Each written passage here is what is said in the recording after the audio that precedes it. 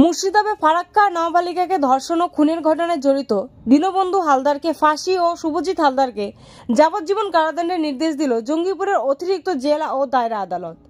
জঙ্গিপুরের অতিরিক্ত জেলা ও দায়রা আদালতের বিচারক অমিভাত মুখার্জি এই সাজা ঘোষণা করেন। উল্লেখ্য, গত 13 অক্টোবর ফারাক্কার রেল কলোনি এলাকায় এক নাবালিকাকে তার দাদুর বাড়িতে বেড়াতে এসে খেলা করার সময় নিখোঁজ হয়ে যায়। এরপর প্রতিবেশী দীনবন্ধু হালদার নামে এক মৎস্যজীবীর বাড়ি থেকে ওই নাবালিকার বস্তাবন্দি মৃতদেহ উদ্ধার হয়। এরপর এলাকাবাসীরা দীনবন্ধু হালদারকে মারধর করে এবং পুলিশে গিয়ে তাকে উদ্ধার করে এবং গ্রেপ্তার করে। পরবর্তীতে পুলিশ ধর্ষণ, গণধর্ষণ, খুন, তথ্য প্রমাণ লোপাট ও পক্সো আইনের মামলা দায় করেন। এরপর 19 অক্টোবর এই ঘটনায় শুভজিৎ হালদার নামে আরও একজনকে গ্রেপ্তার করা হয়। তার বিরুদ্ধেও একই ধারায় মামলা করা হয়। সাজা ঘোষণা হলো। আচ্ছা, ওই দিন কি ঘটনা ঘটেছিল আপনার মেয়ের সাথে? আমার মেয়ে খেলতে গেছিল, আমার বোনেদের বাড়ি ফুল নিয়ে বাচ্চাদের সাথে খেলছিল, দু বোনের বাচ্চাদের সাথে মেয়েদের সাথে খেলছিল। তখন এসে আমার মেয়েকে ফুল দেওয়ার নাম করে ডেকে নিয়ে যায়।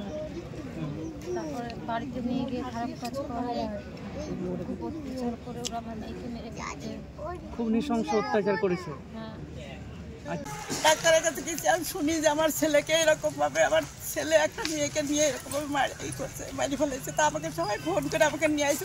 5,000 পাবলিক আমাকে মারছে, আমার ছেলেকেও মারছে, আমার ঘর দিয়ে সব পুরা দিচ্ছে, আমার কিছুই নাই বাবা। আমি সর্বহারা মা। বাবা তোরা যা পারিস আমাকে কর বেটা, আমি কিছু করতে পারছি না বাবা।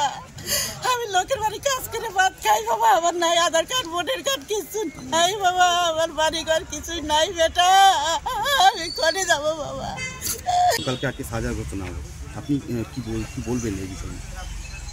আমি একটাই শুধু জানি, ও অন্যায় করছে, শাস্তি পাক, কিন্তু ও ফাঁসিটা যেন না হয়, ও সাজা পাক, নাহলে আমার ছেলেটাকে নিয়ে আমি কি করে মানুষ করব। যাই হোক, আমাদের এই ক্রাইমটা বড় হিনিয়াস, মানে এতটাই হিনিয়াস যে সকালে হিয়ারিংয়ের সময় আমি বলেছিলাম যে শুধুমাত্র ভ্যাজাইনাল ফোর্সফুল ইন্টারকোর্স না, পেনাল ফোর্সফুল ইন্টারকোর্স হয়। মানে এত বড় বর্বরচিত অত্যাচার একটা 9 বছরের মেয়ের উপরে কিভাবে এরা দুজনে মিলে করেছে। এবং তারপর বডিটাকে প্রথমে এদের মুখে কাপড় গুঁজেই পুরো ক্রাইমটা করে, তারপর একে রেপ করার পর তারপর মার্ডার করে।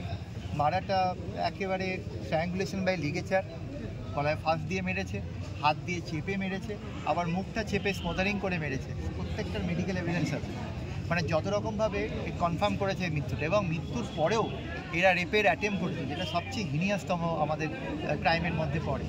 এবং তারপর বডিটাকে লুকিয়ে ফেলার জন্য একটা বস্তার মধ্যে পড়ে, এবং সেটা বডিটা বস্তা সমেত সন্ধ্যেবেলায় ফেলার জন্য এদের প্ল্যান ছিল। তো আলটিমেটলি বাড়ির লোক প্রথমবার যখন যায়, দ্বিতীয়বার যখন যায়, ও কিছুতেই ডিসক্লোজ করেনি। তৃতীয়বারের পর যখন ওর ঘরের তালা ভাঙা হয়, তখন বস্তা ভিতর থেকে, হলুদ রঙের বস্তা যেটা আলনার নিচে রাখা ছিল, তার ভিতর থেকে বডিটা বেরিয়ে আসে। এবং মেয়েটিকে পুরো জড়োথড়ো করে বডিটাকে কুটিয়ে বস্তার মধ্যে জোর করে পোড়া হয়, যাতে ও আলনার ওইটুকুনি জায়গার মধ্যে ফিট হয়। তো এটা একটা হিনিয়াসতম ক্রাইম। ইনভেস্টিগেশন হয়েছে প্রচুর টাইপের। আমরা 31 জন সাক্ষীকে আমি এক্সামিন করেছি এই মামলায়। টোটাল ইনভেস্টিগেশন আমাদের 21 দিনের মধ্যে অলমোস্ট শেষ হয়েছে। এবং তারপর আলটিমেটলি 39 দিনের মাথায় ট্রায়ালস এবং আজকে পানিশমেন্ট হলো। এক্স্যাক্টলি আমরা যদি 31শে মাস আছে আমাদের 10 মাসটা, সেটা যদি সঙ্গে নিই, তাহলে আমাদের আজকে 61 দিন। এবং এই 2 মাসের মধ্যে পুরো ইনভেস্টিগেশন, মানে তদন্ত, বিচার এবং ট্রায়াল এবং শাস্তিদান, এই পুরো প্রসেসটা কমপ্লিট হলো।